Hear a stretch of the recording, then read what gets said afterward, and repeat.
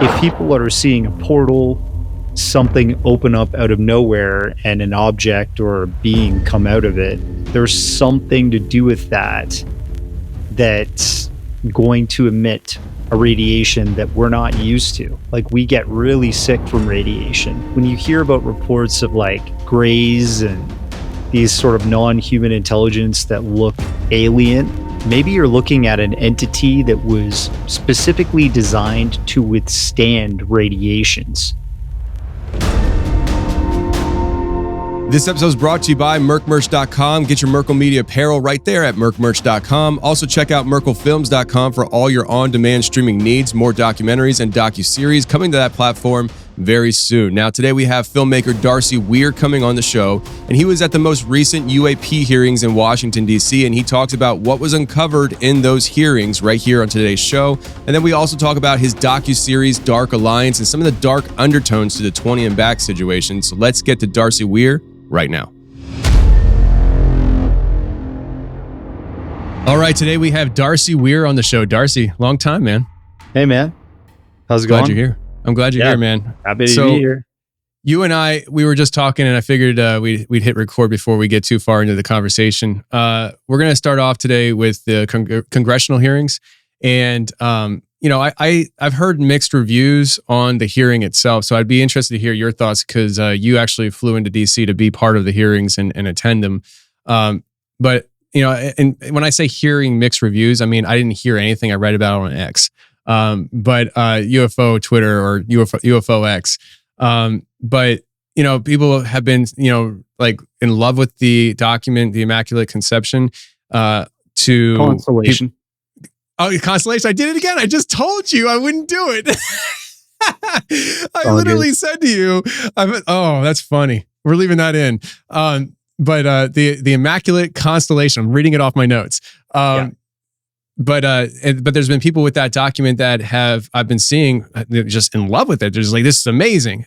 So I'd love to hear, your perspective on how the hearings went, maybe some new information that you feel has been uncovered, your thoughts on the document and everything in between. Sure. Yeah. So the hearings were really cool. I was there. I actually got to walk into the room. I was one of the last 3 people in line that were accepted. Wow. A Canadian. So, kind of random that I actually flew in from another country and got accepted to this congressional hearing.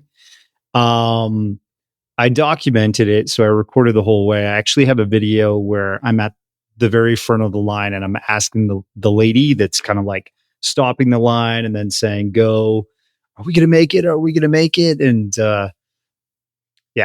so we made it, me and the last 2 people, another buddy that I traveled with who runs a UFO UAP related podcast called UAP Studies. Jason, he did not make it in. He had to go into the spillover room.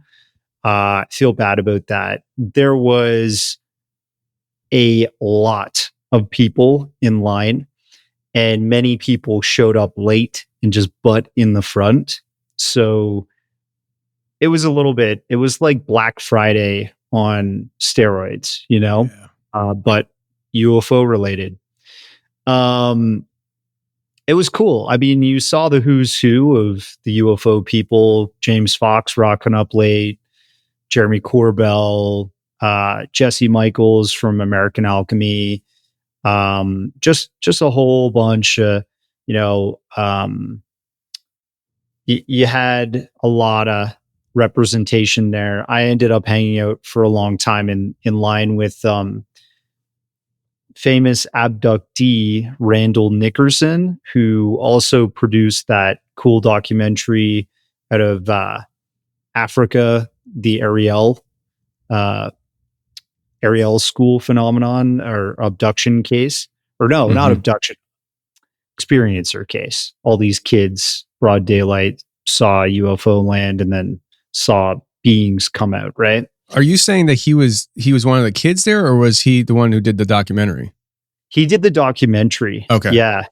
I think he put like his heart into that doc because he's had abduction experiences and he knows what it's like to be stigmatized and all that stuff.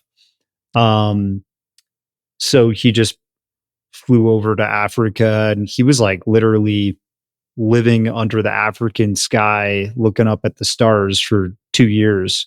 I feel like he did a great job with that, in the sense that, like, if I'm thinking of the same documentary, because I know there's been other people that covered it, he even had somebody that was a kid that experienced this, but came and said,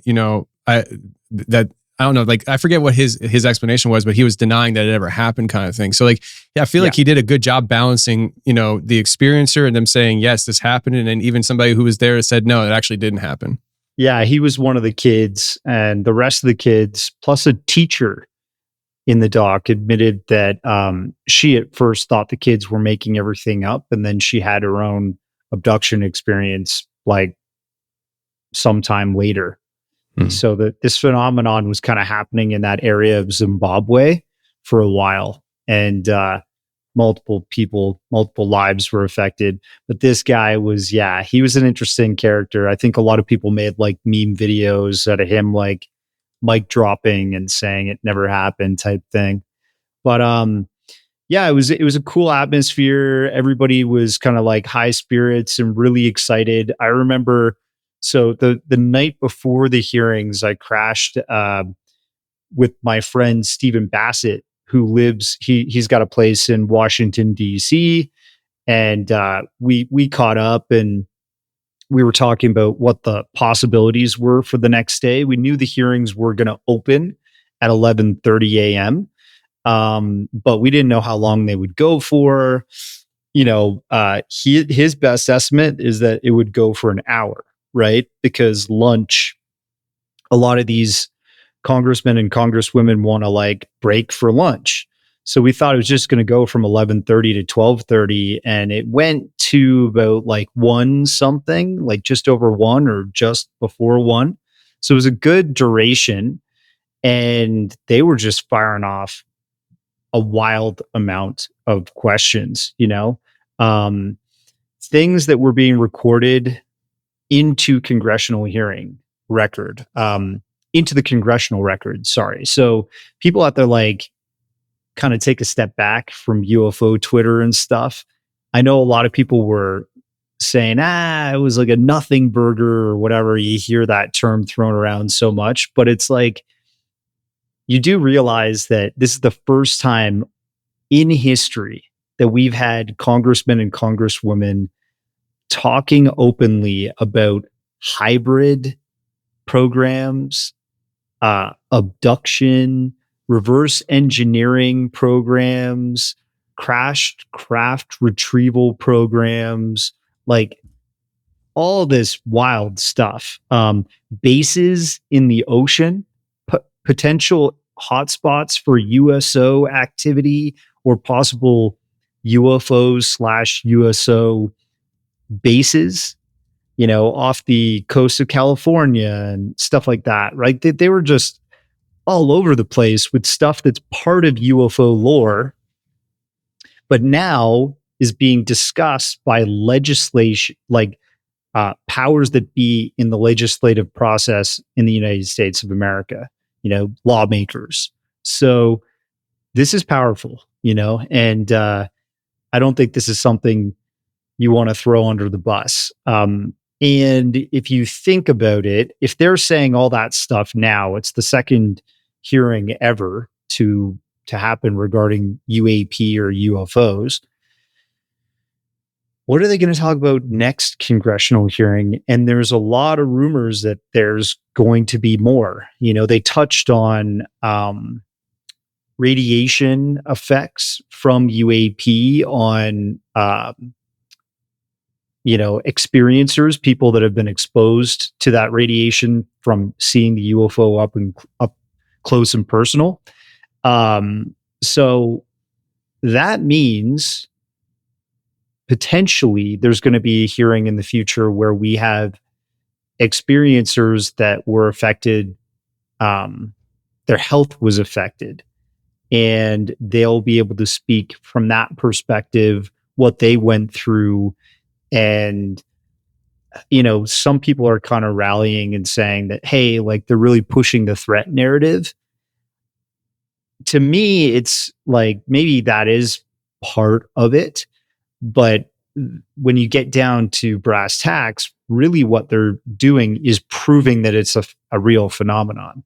If people are getting medical issues and adverse health effects from being exposed to UAP or UFO radiation, that means that phenomenon or that thing is real, And I think that's what they're really just trying to slowly go down the path of this disclosure that's happening.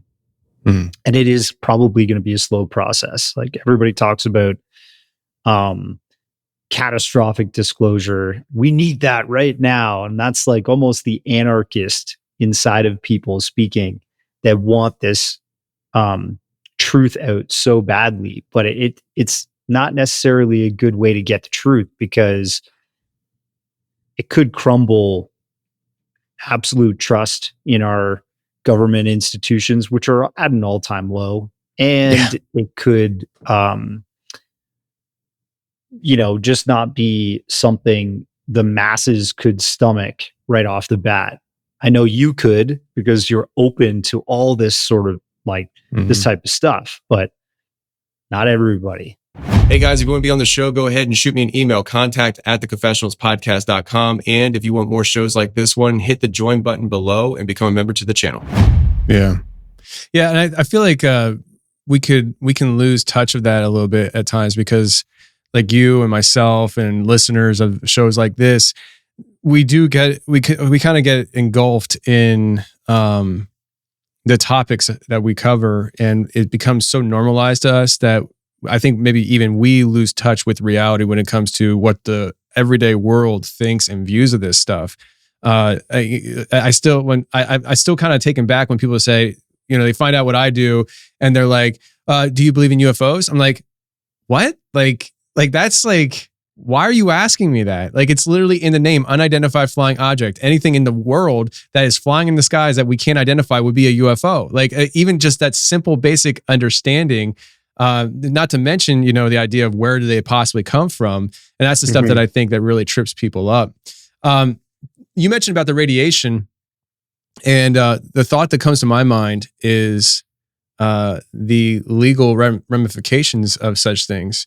And off the top of your head, you would say like, well, who's there to sue? But at the same time, I think experiencers that if it's proven that they had radiation poisoning or were harmed by these things, and there was some kind of off the books government organizational effort to keep this quiet and study at the same time, withholding that information from people and then them getting physically hurt. Do you think that there could be room for, legal ramifications of lawsuits against the government?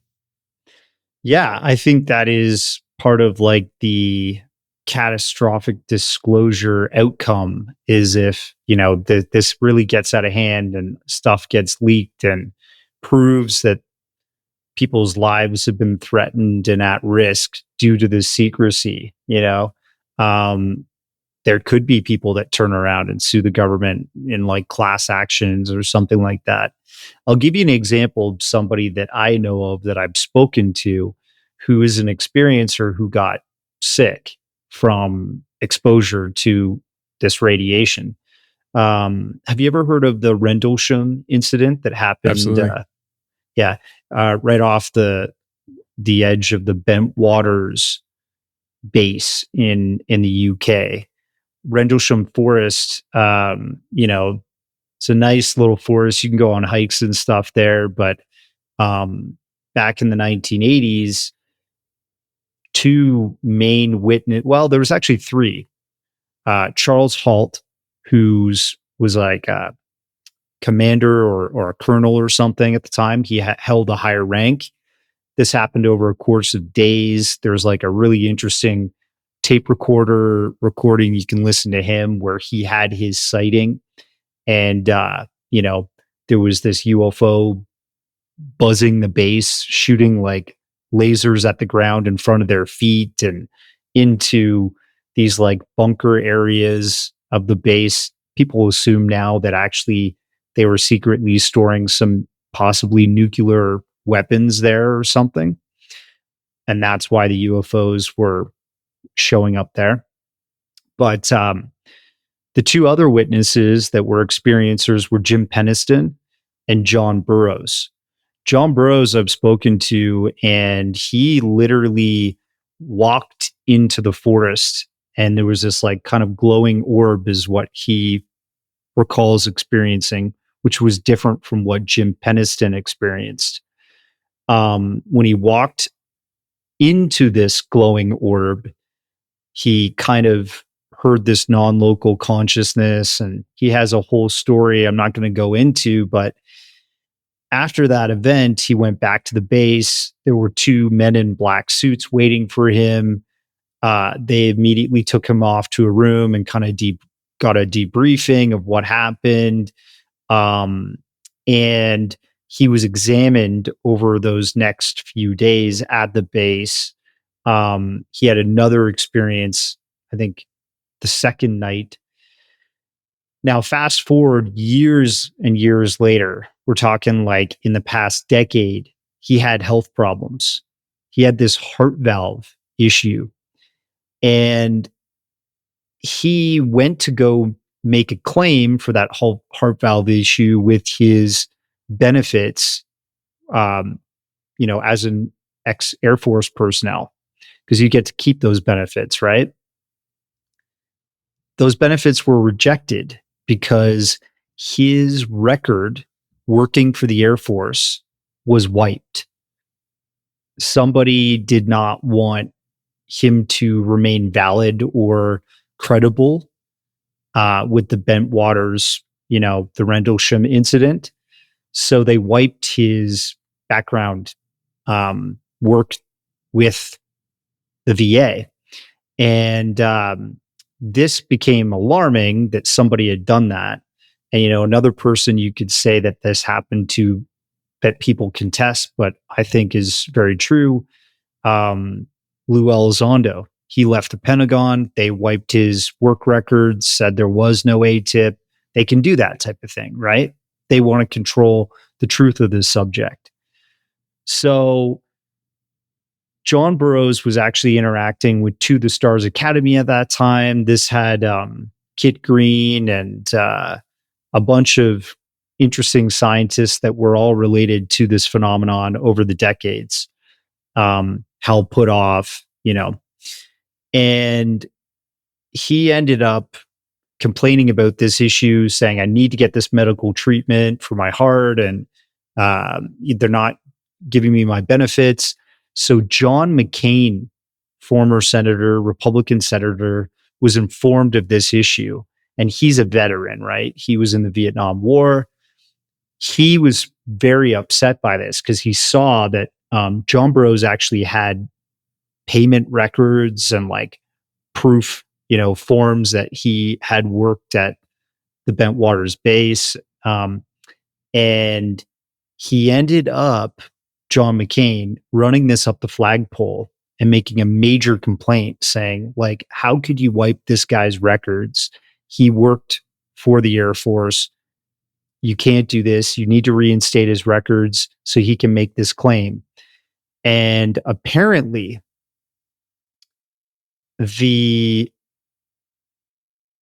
what it came down to, he signed a piece of paper that said, in the future, you may be called in as an experiencer to this UAP phenomenon that got affected by radiation. If you do that, you sign this form that you will do that in the future, we will reinstate your records. You will get your medical benefit covered. So I think he might be one of these people that shows up at a future congressional hearing regarding UAPs. Yeah. I had talked to him a while ago, and I totally forgot that aspect of his story. So he signed that paperwork, but if he is called in to testify before Congress, there's nothing he can do about that. So he can't he can't be held responsible for speaking about certain things when he's being pulled in. I'm sorry, there's an NDA I signed 10 years ago. I can't talk about that. It's like, no, it's not really valid at this point. Yeah. I mean, he'll have to talk about his experience and how he had a health issue. And the interesting thing, if you listen to Dr. Gary Nolan from Stanford University, he was approached some years ago by the CIA because they wanted him to look into experiencers that were getting these health effects from UAP exposure to their brains, to their hearts, to their blood, all kinds of things that they were recording. And so there's a history of this type of stuff happening. And I think they even have it down to a radiation signature that they know of that UAPs that are credible exhibit. So, yeah, it's going to be interesting to see how things develop over the next few years. Yeah. Speaking on this radiation topic, there's the topic of radiation comes up in different categories of the weird, I was Like just portals. I was just shooting a documentary last week, and the big reason why we were there is because there's this like cube portal that popped up on thermal. They have it on thermal video. They have two of their team members walking into this portal where they disappear once they cross that threshold. And then both those team members died 2 months later. Then there's also like the idea of Bigfoot, where I was told by a doctor, I still haven't confirmed with her if I can actually publicly, even though people who are in the know probably can make the connection. I just don't know if she wants to be connected to this or not. But I talked to her on the phone, and she said to me, because I was given a location supposedly where there was a Bigfoot that was buried. And she had told me I reached out to her about something completely different when it comes to this site. But she told me to call her right away. I called her, and she's like, you need to have a Geiger counter when you get there. And if there's any radiation, you need to leave the area right away, because some of these burial spots, when people dig them up, are exposed to such high levels of radiation that they die months later. And so like, it's interesting how radiation seems to pop up with all these different things. And for me, in the simplistic mind that I have, I go to, well, are they connected in some way? And, Well, I wasn't go ahead. I think if you're looking at an object that is not emitting some kind of combustion effect from traditional fossil fuel energy, it's got to be running, a UFO or UAP would have to be running off of some kind of exotic nuclear radiation reactor. You know what I mean? Like, and there's a lot of evidence of that. There was a British study actually published regarding radiation signatures and UFOs, I think in the 90s. This was like a mainstream, I think it was like the British Air Force or something. So, like, this is something that intelligence and militaries of the world are aware of, I do believe. And when it comes to like portals, if people are seeing a portal, basically something open up out of nowhere and an object or a being come out of it, I would want to stay hella far away from that. I would want to stay hella far away from a UFO too. Because there's something to do with that's going to emit a radiation that we're not used to. Like, we get really sick from radiation, right? And when you hear about reports of like grays and these sort of non-human intelligence that look alien, maybe the way that those things are designed, don't have sex organs, big heads, big black eyes, kind of spindly bodies. Their skin looks like gray and, devoid of melanin or any kind of like color that we see on ours.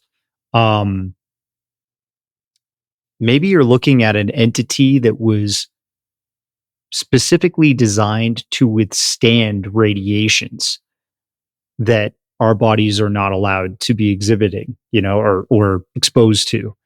And when people talk about us like a Bigfoot or something coming out of a portal, I mean, that's like a pretty robust looking body. You could tell from witnesses or experiencers that see a Bigfoot or dogman or something like that. These are like massive, muscular, really robust creatures. Maybe they're able to withstand some forces and radiations that we can't. I don't know. Yeah. I mean, it's definitely something to consider. And I've made a decision that I'm not jumping through a portal anytime soon. Like, I mean, I got friends that openly say I'm going through. I'll tie a rope around them and hold on to it through this end. My buddy Joel, his kids are grown. My kids still need dad at home. And yeah. Don't be going through the portal, bro. No. I got a lit to tell about it. So, but yeah, I mean, like that location that we were at, I mean, there was definitely weird things that happened in this very centralized geographical location that has a lot of anomalous things happening. It makes you wonder, is it the geographical location for some of these places that have such high strangeness, or is there some kind of, I don't know, ancient thing that happened there that is like a magnet for future events? It's just a lot of consideration. I know you look into a lot of different things. I know, like, I mean, I don't know how people view you, but I view you as somebody who does a lot more than just UFOs. You have the Bigfoot documentary, and you're well versed in other topics as well. Even though really UFOs are, you do a lot of that stuff as well. I'm interested in like all this fringe theory stuff, right? Anything that's like beyond the pale, beyond like sports, politics, celebrity drama and stuff. Like that stuff bores the heck out of me. You know what I mean?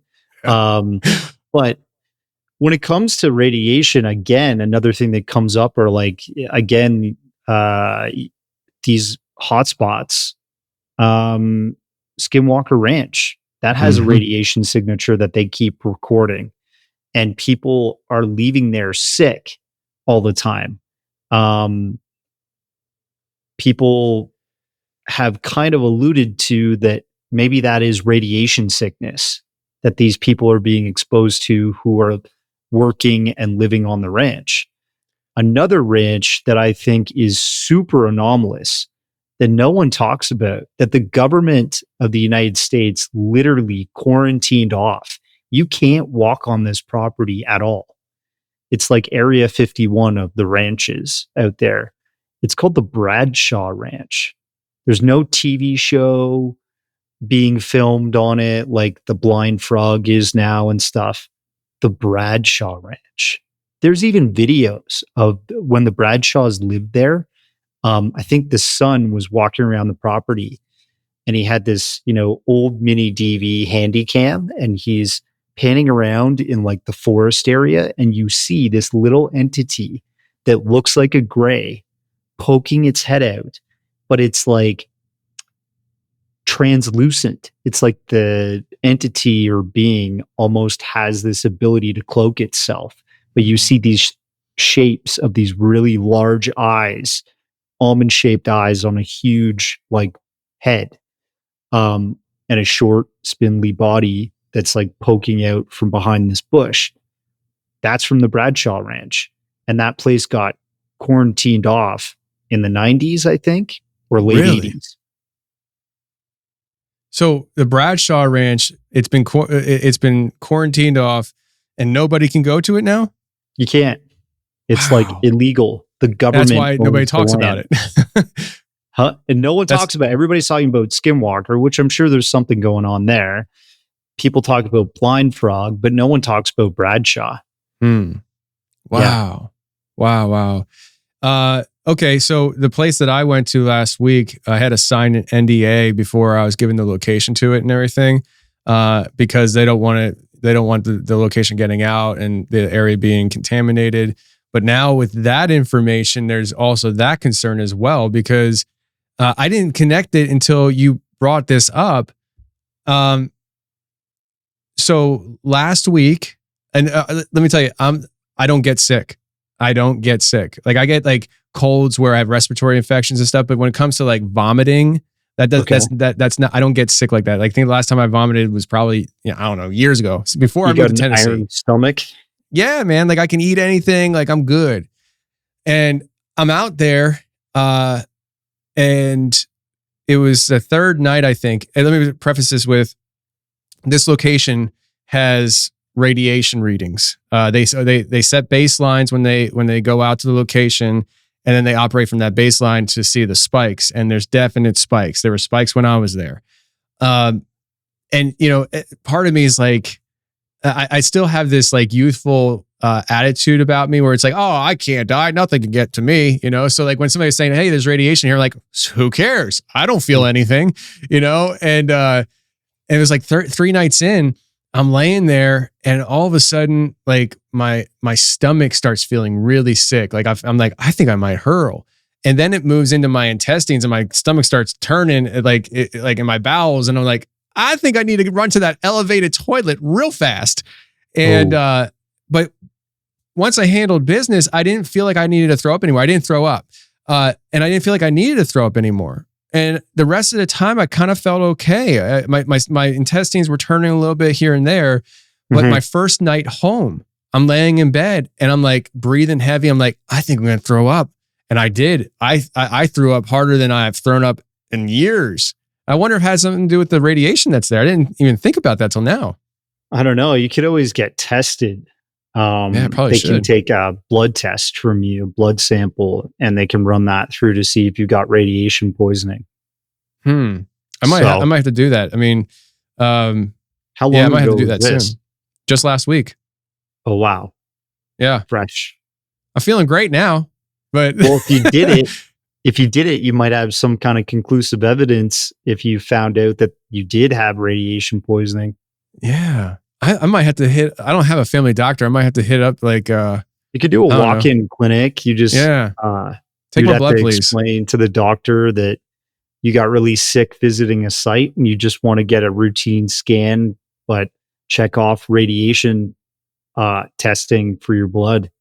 They're like, where were you? I'm like, it's a secret. I signed an NDA. Shut up and take my blood. Well, listen, unless you have something else you wanted to say about the hearings, I think the hearings, it sounded like they were a hoot.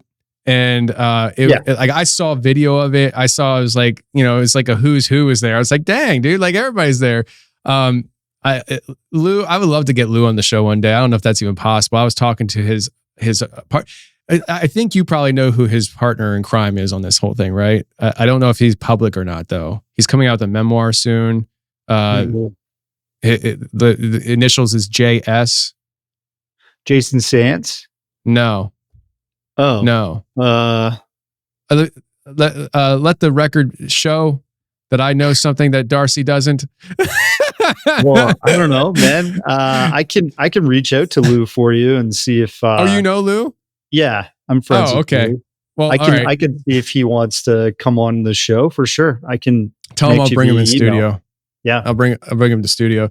No, the other guy I'll tell you off air then, because because when I met him at a conference and he did speak at this conference, but he made everybody like, he was like, no filming, no, none of that. It was like that what I'm about to say here needs to stay inside this room.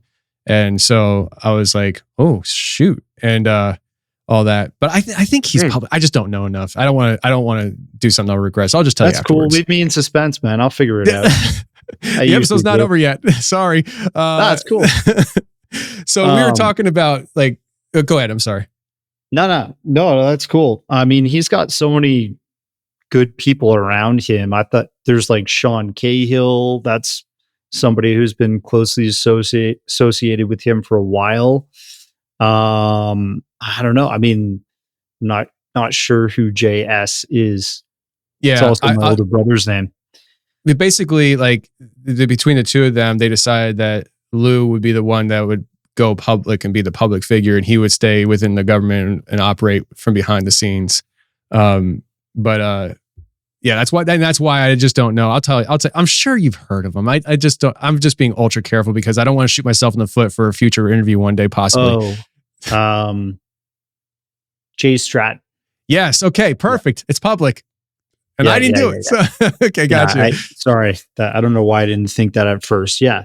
Yeah. He's still working for the government. I think his memoir will be interesting to see how it compares to Lou's. And see if he got more stuff through Dobser review to be published. Right. Yeah. What else is the Pentagon going to allow us to know? Or maybe it'll just be the same stuff. I don't know. I messaged him last week and I asked him if he'd be there, and he said, "I will not be there, but I hope it goes well." And if funny thing is, that might be too personal. Never mind. We're gonna move on. So you mentioned about we were talking about the radiation and stuff like that, and that kind of veered us off of the hearings. But instead of going backwards, let's just keep moving forward. I brought up the idea of Bigfoot and the radiation connection, and we have the UFO connection with radiation. There is somebody in this world that years ago I heard talking and suggested that one of the aliens that he had seen looked a lot like Chewbacca, which in my mind was like, oh, that sounds like Bigfoot. His name is Emery Smith. And you have a documentary called Dark Alliance, and it's actually a docu-series. It's 2 episodes, right? And you kind of really dive into this stuff, and I'm not sure if you cover Emery on it, but I know Corey Good is on it. Let's talk about this. Yeah. All right. So Emery is covered very briefly by Jordan Sather. Okay.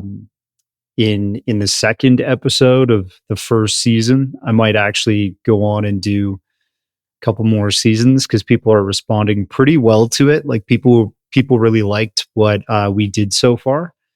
But I've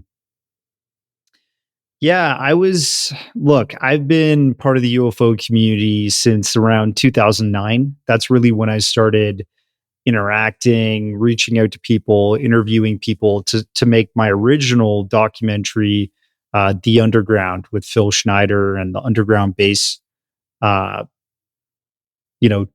deep underground military base theory. And 2012, I published that for free on YouTube. Few years later, I started hearing about this guy, Corey Good, through David Wilcock. And that was all being announced kind of like through Gaia, which is this new age spiritual / conspiracy UFO network. And I was enthralled with the story at first. When I first started looking into UFOs, I was massively naive. Like, I believed everything that was put out there, right?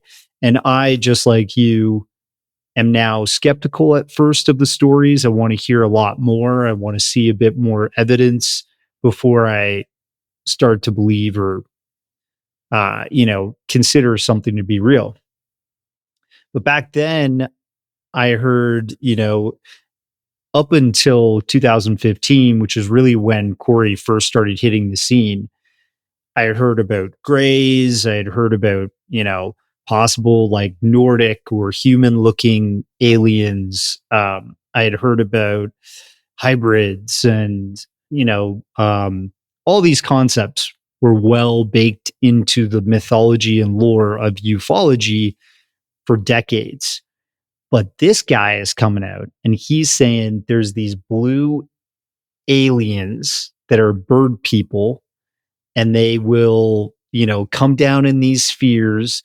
They're part of the Sphere Alliance and yada, yada, yada. And I was just like, what the heck is this all about? Right? Like, this does not fit at all with what's being recorded by all kinds of people around the world. Whether you're in Zimbabwe with Ariel, or you're in Australia with Westall, or, the UK or wherever, like we've had these UFO encounters, they often look or um, get described in the same sort of way. Sometimes they get described as robots that walk out of the craft, like robotic entities, right? Like machines. But this was the first time I heard about the blue bird people. And so I kind of kept it filed away in my head that I'd love to sort of talk with these guys one day. And honestly, maybe one day I will talk to Corey Good and David Wilcock on camera. In making this documentary, the first two episodes, I went out to Boulder, Colorado, and I drove out to David Wilcock's home. I knocked on his door, shook his hand, and he kicked me off his property. So, like, I tried, and then I got all these crazy texts. At what point did you get kicked off the property? Did you tell him what you were about to do, or did he already know who you were and what you were about? Well, there's all these like lawsuits that are happening right now with David Wilcock. The aerospace company that he's been promising all the people that invested millions and millions and millions of dollars in, he would produce like these hover anti-gravity cars with, and it never happened. So there's like that lawsuit. There's a couple other personal lawsuits he's got going on. So I started getting these angry texts after, because I texted him and I apologized for like just knocking on his door, but I was in the area and I'm making this documentary, blah, blah, blah. And he was like, "You'll be hearing from my lawyer," and all this stuff. And I'm like, "Hey man, like, you don't have to say that. I'm not like, whatever. I'm just a filmmaker and I'm documenting a story." And he was like, "Oh, I thought you were coming to serve me papers. I thought you were involved with this lawsuit. And I thought you were about to like try and give me a paper or a letter or something." I'm like, "No." Talk about paranoid. Yeah. So that was my interaction with him. So he didn't want to be involved in this story, even though we told it with public record information, like stuff that is proven to be true. And Corey, too, I tried to reach out to. But, these people, they live in their own sphere of influence. It's like an echo chamber. And they live in a reality which is truth by proclamation. So you can't get through to them unless you're on their level inside of their own bubble of truth. And anything else is just null, obsolete, void, So unfortunately, I couldn't get them to talk outside of that. And yeah, Emery comes up in the second episode because he was very close to them at one point. He was coming up with them via the Gaia TV network, presenting on that show called Cosmic Disclosure, who Jay Widener is, one of the people you saw in the documentary. He's the former head of production at Gaia TV. He basically took them from this small startup company that was selling like yoga mats and stuff like that, which you could still buy. I have a Gaia yoga mat here, and like, they do good products and stuff, but they branched off and started doing entertainment, this whole like new age spirituality stuff. And it just opened the floodgates to a lot of this esoteric thinking. And, the entertainers that are David Wilcock and Corey Good got made on that network. And so we kind of beat around the bush a little bit. When it comes to this whole series, what is the what is the gist behind it? Like, what are you documenting? What is, because you're exposing certain things, and it's cool to hear that you're doing it through documented evidence that is out there, because it doesn't leave the audience to say, well, that's your opinion. Well, it's not really your opinion. It's what's been documented. So what is the gist of what you're doing with this docuseries? Well, I'm talking firstly to people that were part of constructing this whole narrative, right? So we talked about Jay Widener. I think you should have him on. He's a fascinating person, very out there in terms of his thinking in the world, and brilliant guy. But he quite literally says, I shaped the Corey Good character. I told him to be humble and quiet, not boisterous and animated, because people won't believe you as much. So if you look at the way Corey used to present back in those days, it was very quiet and almost monotone. That was like under direction of the head of production at Gaia, Jay Widener. And David Wilcock, he's like Ashton Forbes. He can talk about all these like mathematical and fringe science concepts and explain them on a lower level so most of us can comprehend them. And that's really where his strength was. And he would dip into metaphysical realities and like UFOs and stuff like that. And so eventually when Corey came along, it became all UFOs and conspiracy and dark cabal, like the government controlling, the people in a sinister way and all that stuff. But I think what we talk about in this documentary is that, how we hear a lot now about whistleblowers in the UFO community? Mm-hmm. We talk about the fact that these guys came forward with their own brand, their own quality of whistleblowers, which really were kind of senile old men that would just repeat and echo the same sort of concepts that they wanted them to present on to support their whole narrative.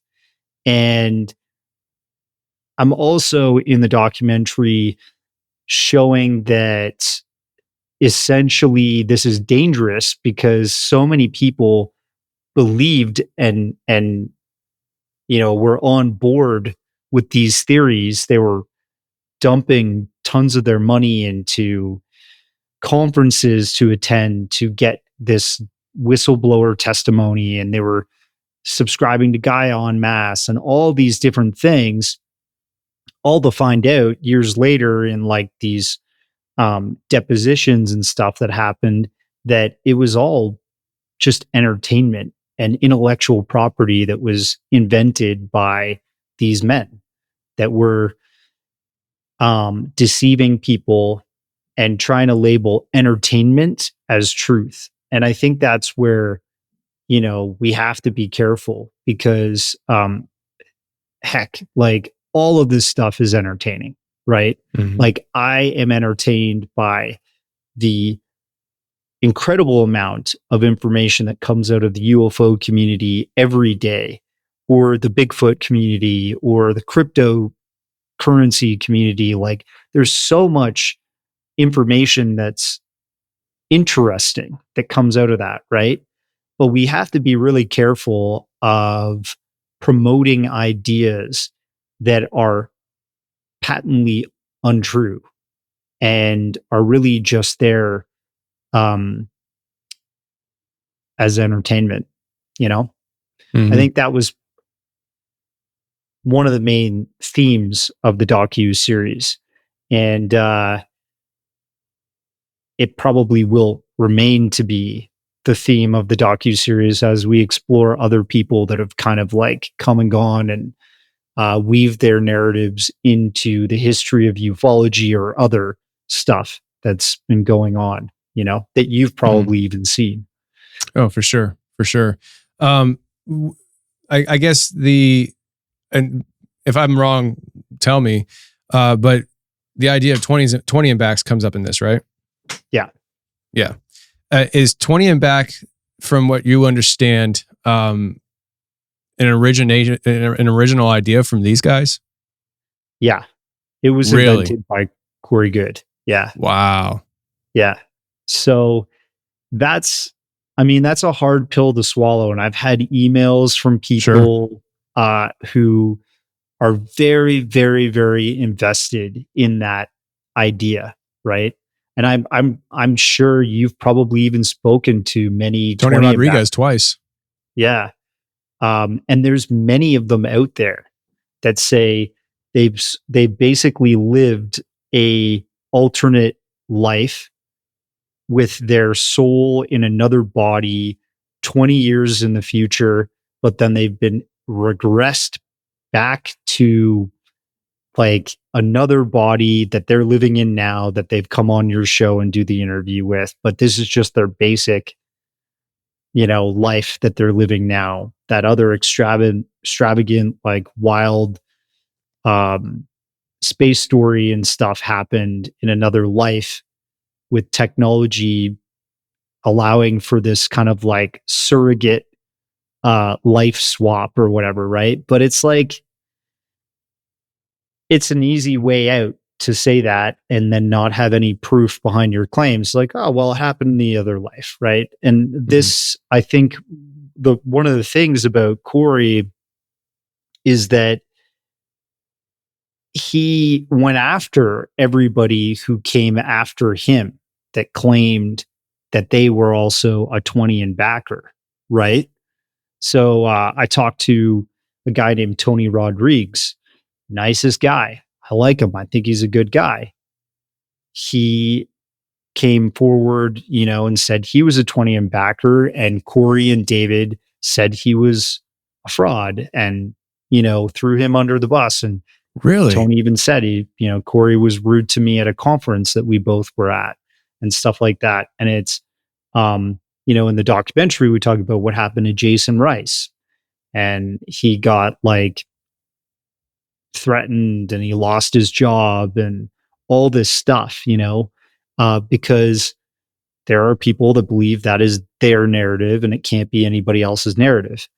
Um, the same thing happens though in ufology, right? Like, or even in the Bigfoot community, there are Big time. people that come forward and say, I'm telling the truth. And, that guy's not. I mean, I remember hearing a story that David Paulides accused John Green and the original guys that went out to see the Bigfoot tracks in 1952 of murdering a family of Bigfoot.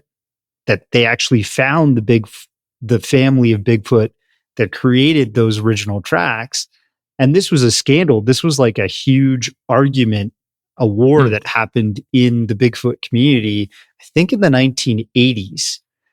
And, I think David Paulides has done some great work and he's written some great books about that and the missing 411. He did like the Hoopa Project, which is the Bigfoot book, and some other stuff. But that happens. People get territorial about certain narratives and they war within the community. And that happened a lot in this secret space, community. And there's more people that come back all the time that say they were also on a 20 and back. But you have to remember the origin for that whole story is with a man that denied ever going to space. He said it was a astral projection or a meditative process in his deposition tape. So what more proof do you want? There are people that say, look, the 20 and back is actually, there's probably 2 or 3 people that are real and the rest is all manufactured. I want to speak to those 2 or 3 people. Do you have any idea who they are? I have no idea, but I've been Okay. told. I'm getting like these emails now since people have watched it. There's a lot of people upset, because Sure. they think that I'm denying the truth of it, but it's like I'm just presenting what has been said, Hmm. and what is part of the public record now. You can make your own mind up. I can't make it up for you. Yeah.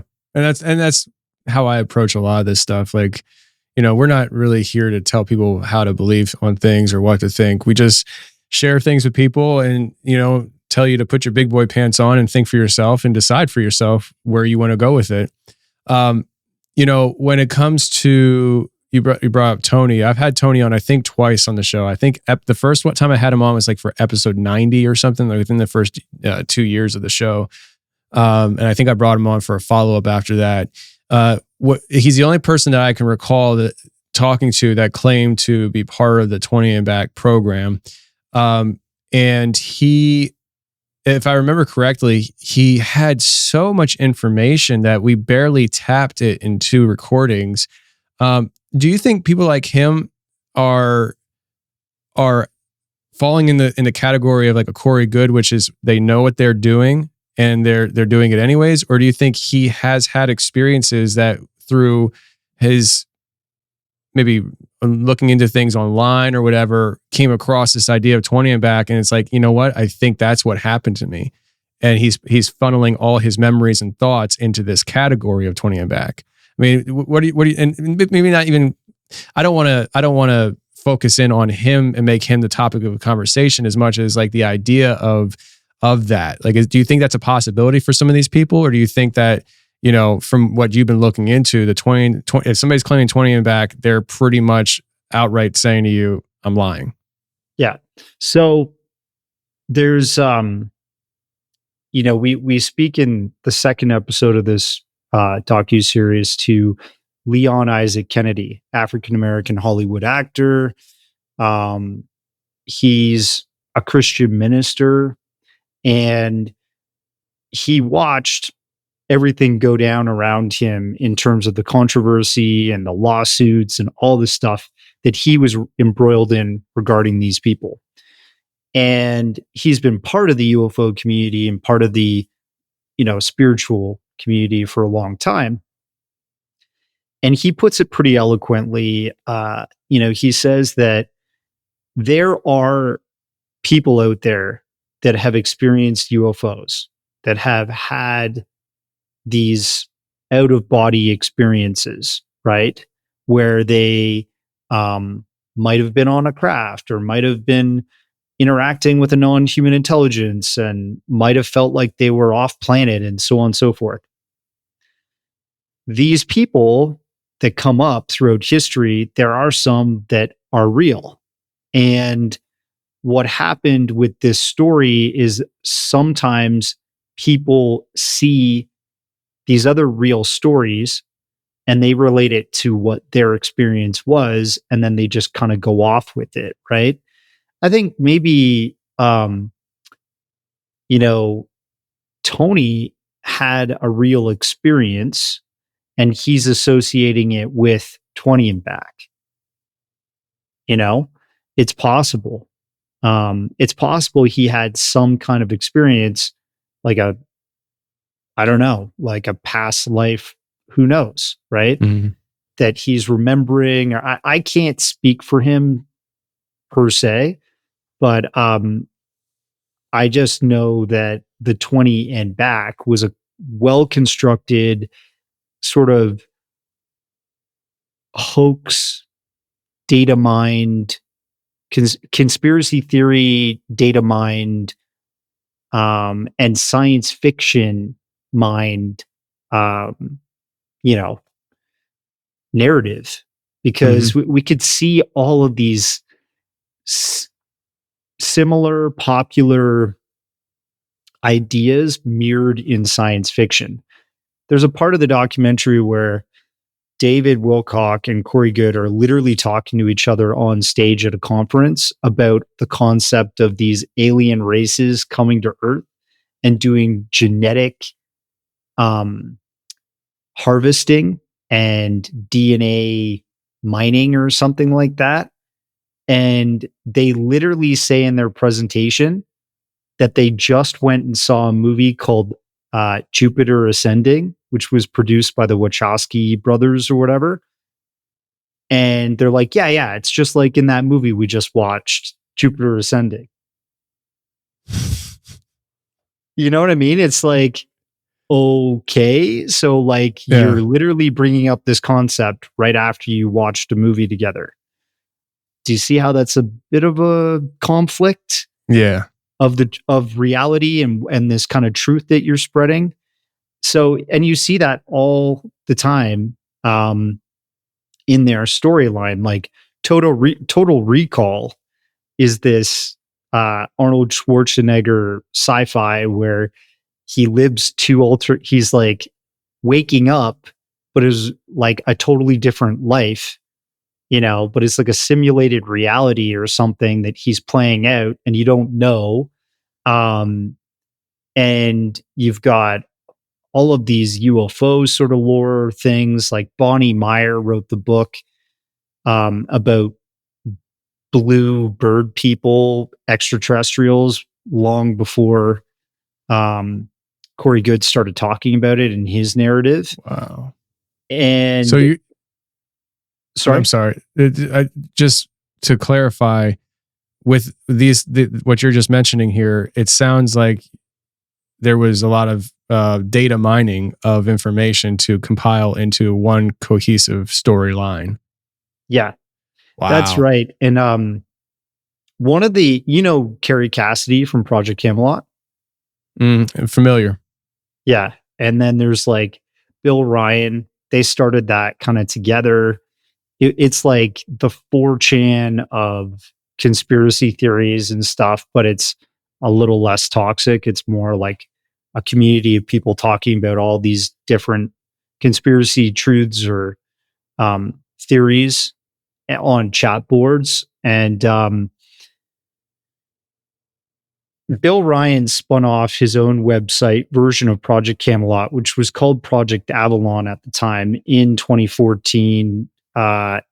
He tracked, as the website administrator, the guy who ran the website, he tracked Corey Goode's logins and saw that Corey Goode was going to all of these hot topics in the conspiracy world.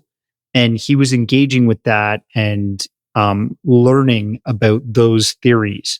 Everything from secret space programs to deep underground military bases, reptilian, alien, evil overlords, and anti-gravity, and all. He was basically finding all these things, and it was actually Bill Ryan and Carrie Cassidy that originally came out and said, "We don't know if we trust this guy," because, and they posted that on the forum message board. Bill Ryan wrote like an essay and explained why he thinks that this is all just a LARP, like a story that's being created. And what happened thereafter, there was eventually some vengeance that was played out on Bill Ryan. He got doxxed.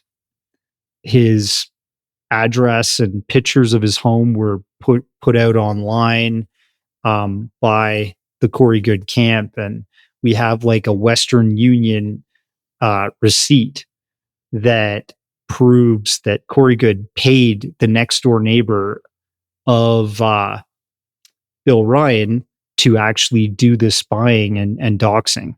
So it's like, things like that just, it adds up to a lot of bad, and yeah. And it's like, if you're going to create something like this, it makes sense that you would do it that way, because there's a lot of pieces to this. Like, and I'm not intimately involved, not involved. What's the word I'm looking for? Like in the know of Corey Goode's supposed story and all of that, I dance around the circles with a lot of this stuff, and I just kind of peek in the window. I'm like, oh, that's interesting. You want to talk about it on the show? Yeah, that's kind of where we go with it. But it makes sense because some of the things that I've heard involving the 20 and back, I've heard in other things when people aren't even claiming 20 and back. It's like little details, you know. The idea of, like you were talking about, the idea of DNA, the alien DNA thing.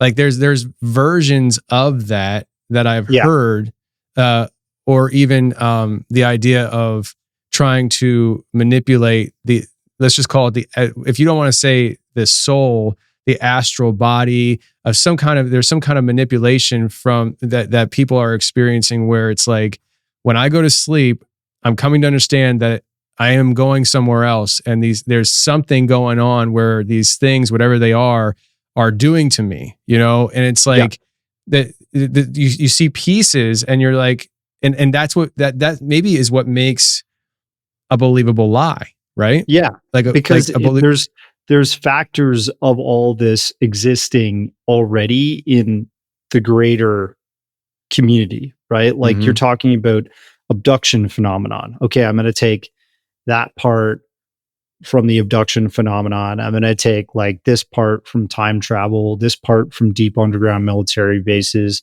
The bad guys are the reptilian, Draco reptilians, you know, I'm battling them on a moon base or on Mars. Like it's all kind of there in different parts of the community, but you're putting it into your own like super story, like connected to all of it. So you're the one that has like the most knowledge. Come to me. I can, you know what I mean? That's what it was like mainly about. And I believe some of this stuff could be true. You know, I mean, we're talking about some of the stuff in the hearings a week and a half ago. If any of that is true, it's mind blowing, you know? But when one person claims to be exposed to all of it, that's where we got to be like, okay, well, how do we verify these claims? Well, you can't. I lived for 20 years in this other body. Okay, great. Thanks. You know, but many people have been like wrapped up in this and really, really invested their lives and their money and their time and confidence in these stories. And it's like, I don't know. it's almost like and it's a shame that that's happened, that there have been people who invested their maybe life savings into this to help advance, you know, the disclosure of it, and it to be, you know, a complete lie. And it's almost like Corey and whoever else that's involved with this, it's like on the very base level of it, can't fault you for the imaginative effort, but it's the direction you took it, because there's a whole audience called comic books that would have loved this story. It's like you picked the wrong book. He what? He made a comic book. Okay, well, that kind of defeats my purpose. Like I was going to say, like you picked the wrong audience, but now he's like, I just want to hit all of it. I want to hit these people. I want to hit this people. That's crazy. He did it. Wow. It's actually in his deposition. He picks it up and he says it is his like IP Bible or something like that. Wow. But yeah, like it is, you know, it is what it is. I mean, history will tell the truth over time, right? Yeah. But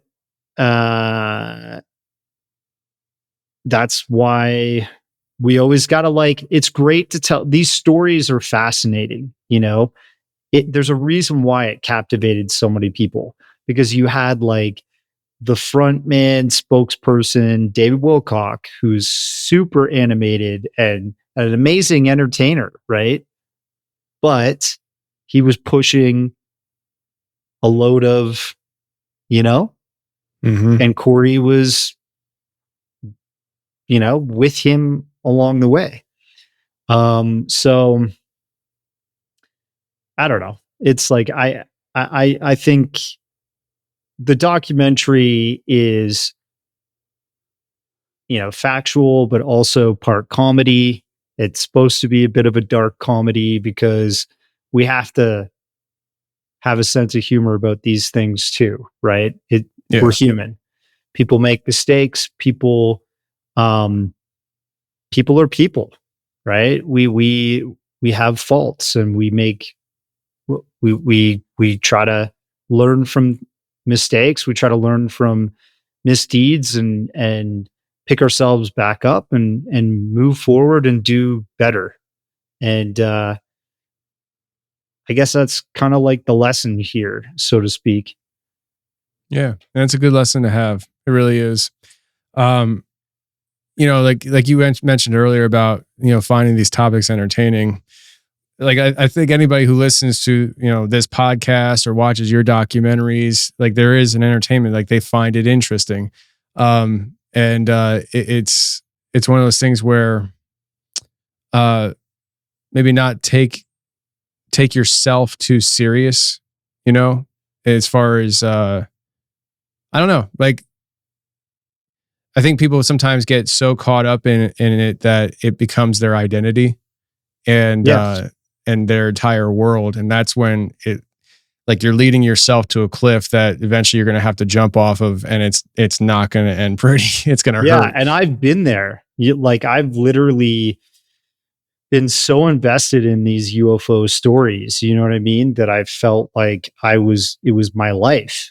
Mhm. And I'm trying to separate myself a bit from that these days, like just like you probably have sometimes felt like, whoa, Yeah. like I'm not going through that portal, if it manifests or something, you know what I mean? Like I want to have my feet on solid ground. I want to like, be with my family and friends the rest of my life and stuff. So it's like you can become unhinged. And I think these fringe theories, this fringe reality that we might be dealing with, it unhinges people. And then when you also got these stories that are coming out of this that are kind of exploitative, right? And they work on more vulnerable people, which are the people who are already unhinged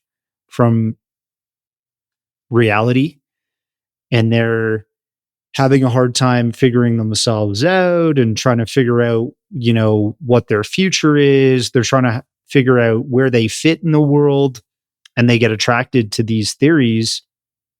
They can get really lost, and it can be really damaging to them long term. And so I guess like part of me giving back is trying to help people understand that not everything has to be taken seriously, right? That's out there in terms of this conspiracy world community. You need to sort of like come back to reality, speak to good people, surround yourselves with your sensible family members or friends or uh, community members, like you're part of a church and stuff. There's some amazing people that probably can help you come back to earth, so to speak. You know what I mean? Sure. Yeah. And like a documentary like this is meant to do that. It's meant to sort of like, okay, guys, let's take a breather. Let's come back to reality. Things got out of hand. You know what I mean? Mm-hmm. Absolutely. Absolutely understand. My buddy Joel, he has a podcast called Free the Rabbits. And it's like this concept of, we're going to talk about all this crazy stuff and we're going to go down these theories and stuff. But at the end of the day, we want to maintain and keep our sanity. And I always mess up his tagline, but I think his tagline is something like "come out the hole and touch grass." And it's just like, it's good to do that. It's good to just touch grass sometimes and just breathe some fresh air. Darcy, I want to bring this in for a landing. I just want to ask you where we can find this docuseries and also your newest documentary, which is Transmedium Puerto Rico's UFOs. Where can people get this stuff? And I'll put a link in the description as well. So Dark Alliance, that's on like Tubi TV, Amazon Prime, Roku. And I think, on Roku and Tubi TV, you can just watch it for free. if you have listeners that are in the UK, they can watch it on Amazon for free. But here in the United States, it's like $1 per episode. It's not going to break the bank. Really low barrier of entry. But Transmedium, the Puerto Rico journey I took recently, that is available on Apple TV, Xbox, like a bunch of other platforms, Fandango now, that type of thing. And yeah, I know you saw that film too, right? Yeah. Yeah. Tell the people what it's about briefly. Yeah. So I went out with a friend, Andy Marcial, who's a Puerto Rican native who now lives in New York. We met when I was making this documentary with Tim Gallaudet about ocean-based USO encounters. And Andy's actually a really interesting person. You should talk to him. He's going to be possibly featured in a News Nation special soon. But Andy Marcial was this guy that built up this like Instagram following, and then a guy who followed him, who was a Department of Homeland Security agent, liked what he was doing and said, "Hey, I've got these real videos that we recorded and filed away within the Department of Homeland Security. Do you want to see them and possibly vet them and leak them to the public?" So there's 4 videos people can look up. It's La Bruja, the A-10 Warthog, the Apache UAP footage, and the Rubber Duck UAP footage. Those videos got leaked eventually through Andy, who goes by NYUAP Discussion. I interviewed him regarding that footage and the leak for this original documentary with Tim Gallaudet, and we became friends. And I was like, "Hey, man, we got to work on something else. What do you think?" And he's like, "Yeah, we should go to Puerto Rico, where I'm from. There's tons of like UFO and USO sightings that have happened around the island over decades. We could try and find some people there. I've got family and friends." So I was like, "Awesome. I've never been to Puerto Rico. Let's go." And we became friends with this guy, Jorge Martin, who is a Puerto Rican native. He's lived there for decades and decades.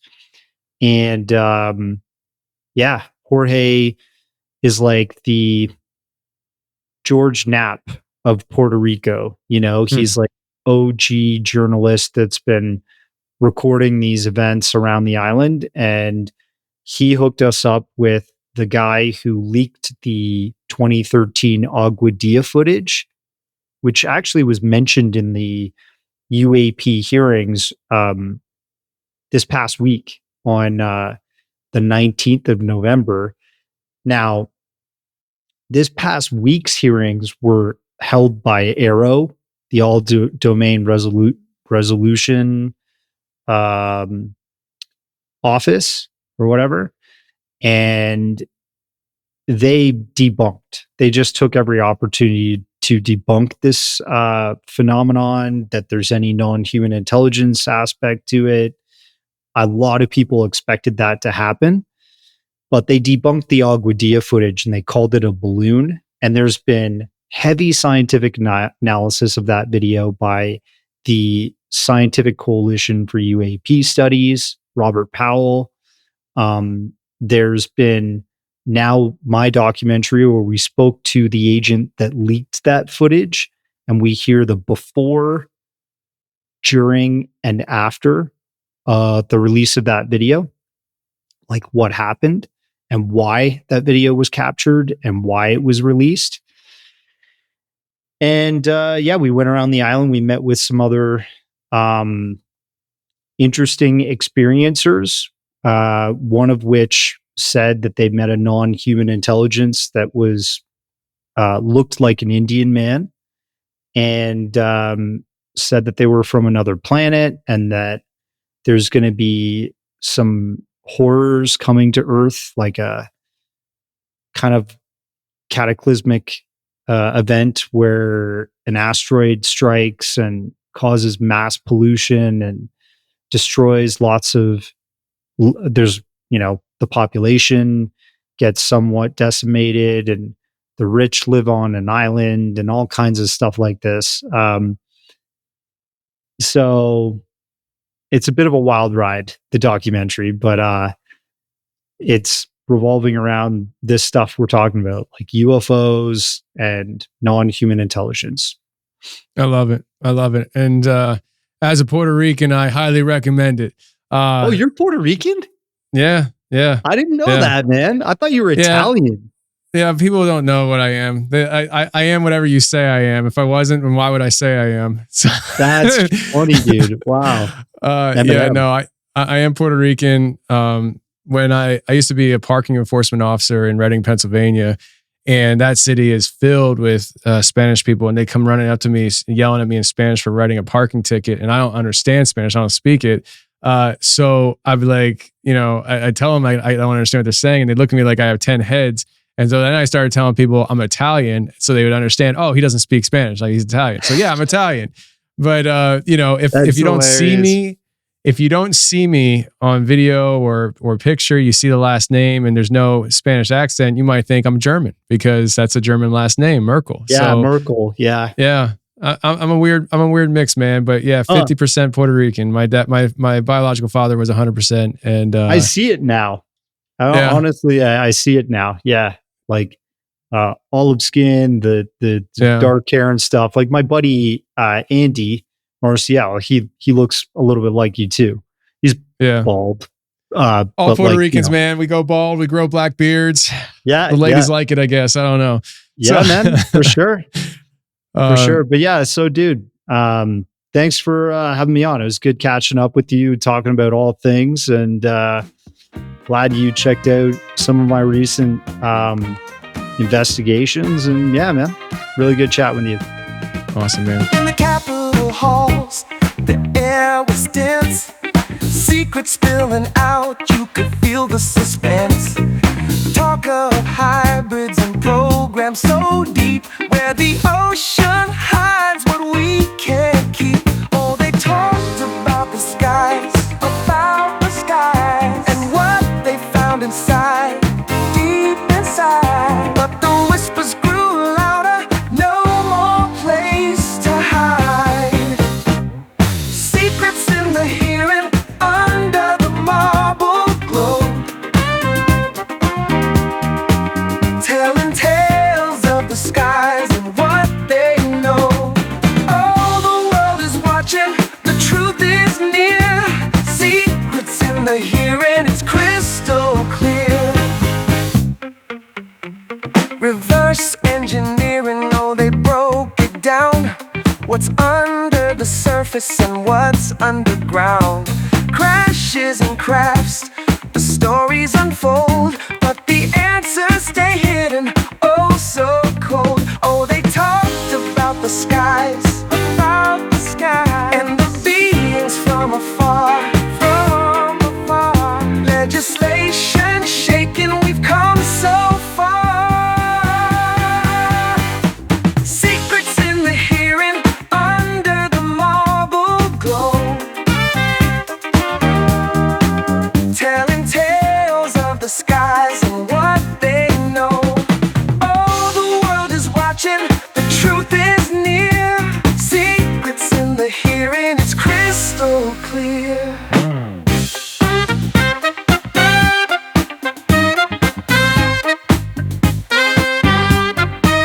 What's in the skies? Tell us what's real. What's in those files? Tell us how to feel.